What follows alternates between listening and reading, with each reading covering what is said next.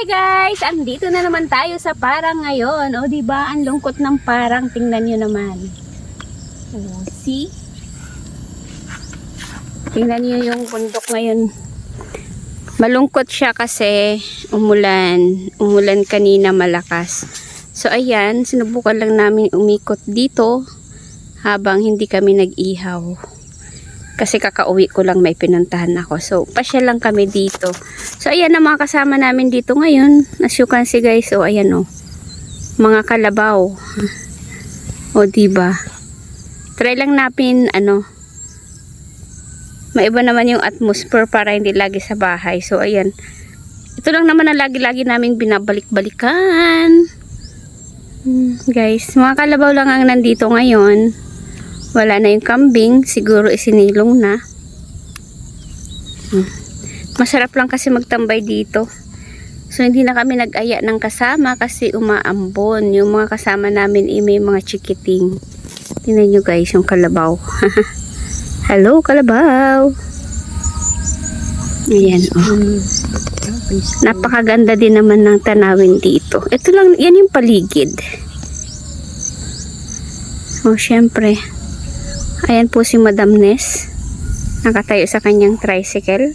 Say hi ka naman. Hi. Ayan. So actually ang totoo niyan, kaya kami pumunta dito kasi sinilip namin yung aming mais. Kung kamusta na siya. Ayan. Yung part na yan dyan guys.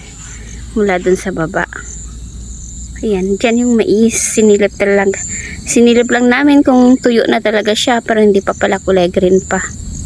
So, ayan, yung maisan, yung mula yan doon,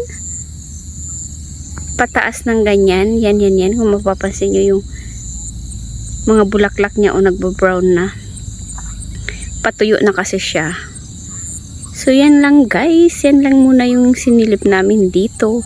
Yan hanggang dyan, papunta yan dyan sa taas, hanggang doon sa dulo na yan, yan yung aming mais. So, ayan, mag-ikot tayo guys, tara samahan niyo ako. Ayan guys, oh, nakita nyo yan, lumilipad. Ayan o, lumipad ang ibon na puti. Dumadapo siya sa may kalabaw. Yan, ang daming ibon. Tapos meron dalawa dyan na ang laki. Kulay puti. Yan yung dalawang kulay white na yan. Ayan o. Di ba guys, so, ang daming birds. Napaka peaceful dito. So tara guys, ikot tayo.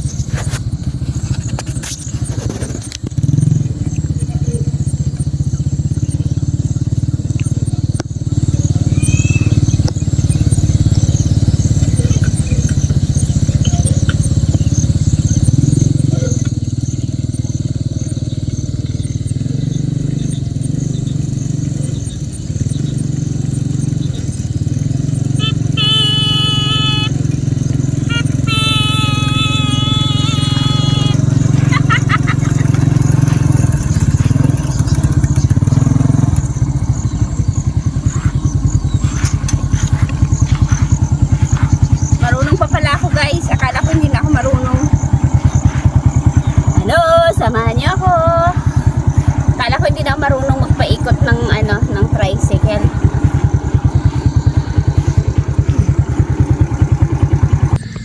Ayan guys, tara, kami ay mag-ikot muna. So hanggang dito na lang muna itong aking pagpa-practice ng tricycle. Sinubukan ko lang ulit mag-drive. Akala ko hindi na ako marunong mag-drive. So, ayan. Bye-bye. See you next time.